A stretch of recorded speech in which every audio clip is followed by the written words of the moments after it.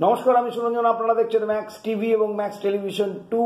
এই প্রতিবেদনে যখন আমি এসে উপস্থিত হয়েছি তখন আজকে মিলিয়ে 5টি খেলা হয়ে গিয়েছে। আমি পরপর প্রতিবেদন আপনাদের সামনে রাখতে পারিনি, তাই আজকের খেলাটি যেটা হয়ে গেল, আজকে যে খেলাটি হয়ে গেল গুজরাট টাইটান্স এবং মুম্বাই ইন্ডিয়ান্সের মধ্যে, সেই খেলাটি নিয়ে একটু আপনাদের সাথে আলোচনা করব এবং সেটাই আগামীকাল প্রথম ভিডিও প্রতিবেদন আপনাদের কাছে যাবে। তো সেটা হলো যে হার্দিক পান্ডিয়া এবং শুভমন গিল, ইয়াং ক্যাপ্টেন হার্দিক পান্ডিয়া ছেড়ে এলেন গুজরাট টাইটান্স, মুম্বাই ইন্ডিয়ান্সে জয়েন করলেন। শর্ত তাকে অধিনায়কত্ব দিতে হবে, যেটা শোনা গিয়েছে, এবং সেই অধিনায়কত্ব দেওয়া হলো। তারপরে রেজাল্ট কি দাঁড়ালো? রেজাল্ট দাঁড়ালো 6 রানে গুজরাট টাইটান্সের কাছে তাদের পরাজয়। কোন জায়গা থেকে পরাজয়, কার জন্যে পরাজয়? প্রথম কথা, হার্দিক পান্ডিয়ার যে ধরনের দুবার ফাইনাল খেলার পরে, একবার চ্যাম্পিয়ন হওয়ার পরে, কিছুদিন ইন্ডিয়া টিমের ক্যাপ্টেন হওয়ার পরে যে ভঙ্গিমায় হার্দিক পান্ডিয়া উপস্থিত হন এখন, তাতে হার্দিক পান্ডিয়াকে নিয়ে সমালোচনা তো হবেই।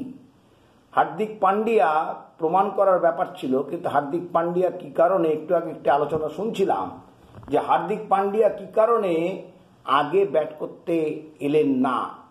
যখন রোহিত শর্মা আউট হয়ে গিয়েছে তখন 107 রানে 112 রানে 3 উইকেট, তখন ওদের 62 রান দরকার, 107 রানে 3 উইকেট। ওই সময় হার্দিক পান্ডিয়া নিজে ব্যাট করতে এলেন না।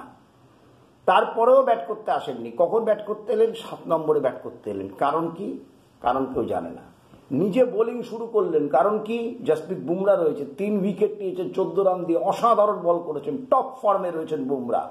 তিনি যখন ঋদ্ধিমান সাহাকে ইয়র্কারে বোল্ড করলেন, তারপরে হার্দিক পান্ডিয়া কি কারণে জসপ্রীত বুমরাকে সরিয়ে দিল, সেটা কারণ মাথায় আসেনি, আমারও মাথায় আসেনি। এই নিয়ে একটু আগে একটা ডিবেট এক জায়গায় শুনছিলাম, তর্ক হচ্ছে। তো যিনি বলছেন তিনি ঠিকই বলছেন যে হার্দিক পান্ডিয়ার অনেক ওপরে ব্যাট করতে আসা উচিত ছিল, কারণ ম্যাচটা ফিনিশ করার ব্যাপার, ম্যাচটা হার্দিকের প্রেস্টিজেরও ব্যাপার ছিল। নিজের যে আত্মসম্মান, সে আত্মসম্মানকে, সেলফ রেসপেক্টটাকে তৈরি করার ব্যাপার ছিল, যে আমি এত বড় বড় কথা বলে, এত কিছু করে, এত দাও খেলে, যেটাকে বলে দাও খেলা, যেটাকে বলে ট্র্যাপ করা, ট্র্যাপ করে বিভিন্নভাবে রোহিত শর্মাকে সরিয়ে দিয়ে আমি ক্যাপ্টেন মুম্বাই ইন্ডিয়ান্সের, এই শর্তে আমি মুম্বাই ইন্ডিয়ান্সে এসছি, এবং আমাকে এত টাকা দিয়ে আনতে গিয়ে তাদের ক্যামেরুন গ্রিনকে ছেড়ে দিতে হয়েছে। বেঙ্গালুরু নিয়েছে ক্যামেরুন গ্রিনকে, তাতে বেঙ্গালুরু রয়্যাল চ্যালেঞ্জার্স বেঙ্গালুরু টিমের হয়েছে, ব্যালেন্স তৈরি হয়েছে একটা টিমের মধ্যে।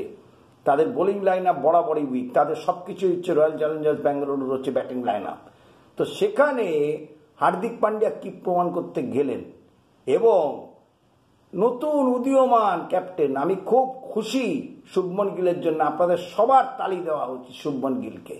শুভমন গিল ক্যাপ্টেন্সি মেটেরিয়াল, যত দিন যাবে তত ক্ষুরোধার ক্যাপ্টেন হয়ে উঠবে, এবং এই ক্যাপ্টেনের ব্যাটিংয়েও কিন্তু খুব একটা প্রভাব পড়বে না। তার যে ম্যাচুরিটি আছে, যেভাবে রাঁচিতে টেস্ট ম্যাচটি ধ্রুব জুড়েল সেকেন্ড ইনিংসে বার করে নিয়ে গিয়েছিল ম্যাচটা, সেটা কিন্তু অসম্ভব ব্যাপার ছিল। রাঁচিতে কিন্তু খুব সহজ পিচে খেলা ছিল না, এবং ভারত কিন্তু 5 উইকেট হারিয়ে ফেলেছিল 115 রানে। সেখান থেকে যেভাবে ম্যাচটাকে বার করে নিয়ে ইন্ডিয়া টেস্ট জিতেছে, সেটা কিন্তু তার জন্য পুরো কৃতিত্ব শুভমন গিলের। ম্যাচুরিটি প্রচুর, এবং শুভমন গিল কিন্তু আগামী দিনের ভবিষ্যৎ ক্যাপ্টেন।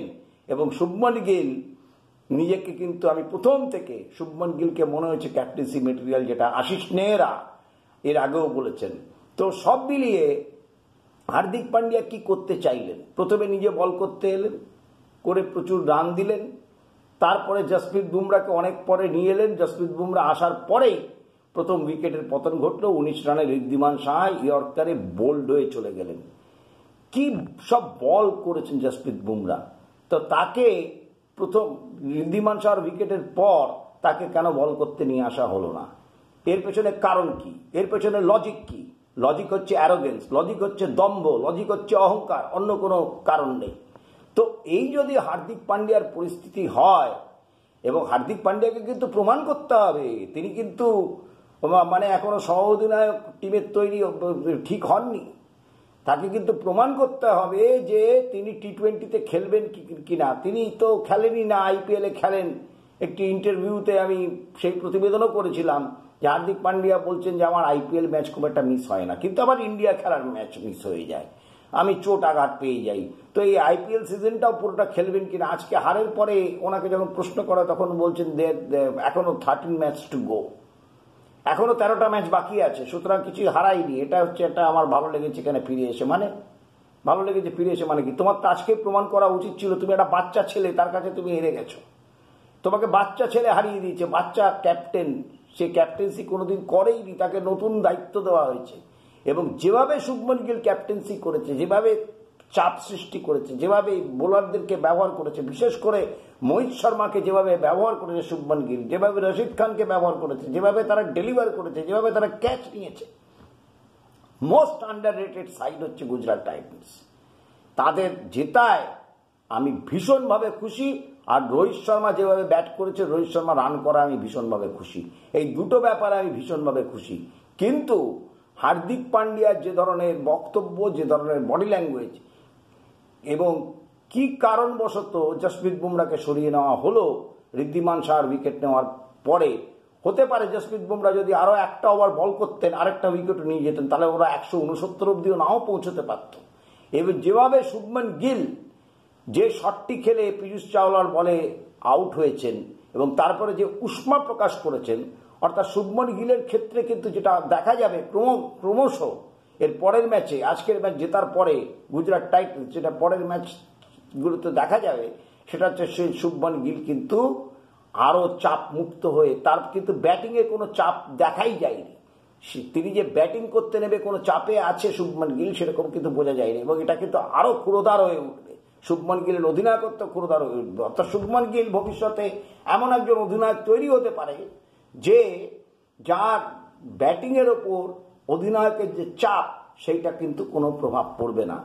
আর রোহিত শর্মা আউট হয়ে যাওয়ার পরে তাসের ঘরের মতো ভেঙে পড়া, হার্দিক পান্ডিয়ার পরে আসা ব্যাট করতে 9 উইকেট হারানো, অর্থাৎ রোহিত শর্মা আউট হয়ে যাওয়ার পর 6 উইকেট তারা হারিয়েছে 55 রানে। সুতরাং তারপরেও হার্দিক পান্ডিয়ার যে ধরনের বডি ল্যাঙ্গুয়েজ, যে ধরনের কথাবার্তা, কনফিডেন্স ভালো, অতিরিক্ত কনফিডেন্স ভালো না। দুঃখ দিয়ে শুরু হয়েছে, তো আঘাত দিয়েই তিনি এসছেন গুজরাট টাইটান্স থেকে মুম্বাই ইন্ডিয়ান্সে।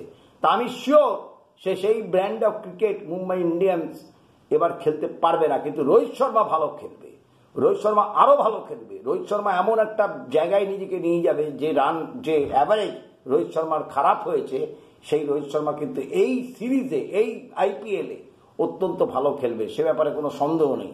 কারণ রোহিত শর্মা কারোর কাছে কিছু প্রমাণ করার নেই, নিজের কাছে নিজেকে প্রমাণ করার আছে যে রোহিত শর্মা কি ধরনের ব্যাটসম্যান, কি ধরনের তার বুদ্ধি, কি ধরনের তার ম্যাচুরিটি। এবং রোহিত শর্মাও কিন্তু খুব প্রশংসা করেছেন। রোহিত শর্মাও কিন্তু শুভমন গিলকে জড়িয়ে ধরেছেন, জড়িয়ে ধরতে বাধ্য হয়েছেন। শুভমন গিল যেভাবে অধিনায়কত্ব সামলেছেন, আজকে বল ভিজে ছিল, ডিউ ছিল, সেই ডিউতে স্পিনারদের বল ধরা অত সহজ ছিল না। যেভাবে রশিদ খান বল করেছে, যেভাবে সাই কিশোর বল করেছে, যেভাবে batting wicket, batting paradise wicket কিন্তু ফ্ল্যাট ট্র্যাক এটা নয়। তো সব মিলিয়ে হার্দিক পান্ডিয়া কিন্তু শুরু ভালো হয়নি, এবং আগামী দিনেও কতটা ভালো হবে সে ব্যাপারে আমি সন্দিহান। যদিও সুনীল গাভাস্কর বলেছিলেন ভবিষ্যতের দিকে মুম্বাই ইন্ডিয়ান্স তাকিয়েই হার্দিক পান্ডিয়াকে অধিনায়ক করেছে, কিন্তু এখানে আমি, সুনীল গাভাস্কর আমার ক্রিকেটের ভগবান, কিন্তু তাও আমি এটার সাথে ডিফার করি। তার কারণ হচ্ছে হার্দিক পান্ডিয়ার যে ধরনের বডি ল্যাঙ্গুয়েজ, যে ধরনের মানসিকতা তৈরি হয়েছে, দুবার ফাইনাল খেলা এবং একবার চ্যাম্পিয়ন হওয়ার পরে সেই মানসিকতাতে হার্দিক পান্ডিয়া কতটা সফলতা পাবে এবং পুরো 13টা ম্যাচও সে খেলতে পারবে কিনা, পুরো কিভাবে নিজেকে ব্যাটিংয়ে ইউজ করবে নাকি লুকিয়ে রাখবে, যখন দরকার তখন নিজেকে সামনে নিয়ে আসবে না, এবং কতটা তাকে কিন্তু সিলেক্ট হতে গেলে শুধু নামের জন্য এবার মনে হয় না কেউ সিলেকশন হবে। সুতরাং গুজরাটের জয়লাভে অত্যন্ত খুশি, এবং আমি অত্যন্ত খুশি দুটো কারণে আবারও বলছি। একটা হচ্ছে গুজরাটের জয়লাভ, দ্বিতীয় হচ্ছে শুভমন গিলের অধিনায়কত্ব, আর তৃতীয় হচ্ছে রোহিত শর্মার রান পাওয়া। রোহিত শর্মা প্রচুর রান করুন, এবং রোহিত শর্মার জন্য মুম্বাই ইন্ডিয়ান্স জিতুক সেটাও আমি চাই, কিন্তু মুম্বাই ইন্ডিয়ান্স যে হার্দিক পান্ডিয়ার যে ধরনের আচরণ, যে ধরনের বডি ল্যাঙ্গুয়েজ, সেই বডি ল্যাঙ্গুয়েজে মুম্বাই ইন্ডিয়ান্স কতটা ফাইনালে যাবে এবং চ্যাম্পিয়ন হবে সে নিয়ে আমার সন্দেহ থেকেই গেল। অনেক অনেক ধন্যবাদ। যদি আপনাদের এই প্রতিবেদনটি ভালো লেগে থাকে তাহলে আপনারা শেয়ার করবেন, লাইক করবেন, কমেন্টস করবেন এবং ম্যাক্স টিভি এবং ম্যাক্স টেলিভিশন 2 উভয়কে আপনারা সাবস্ক্রাইব করবেন। অনেক অনেক ধন্যবাদ।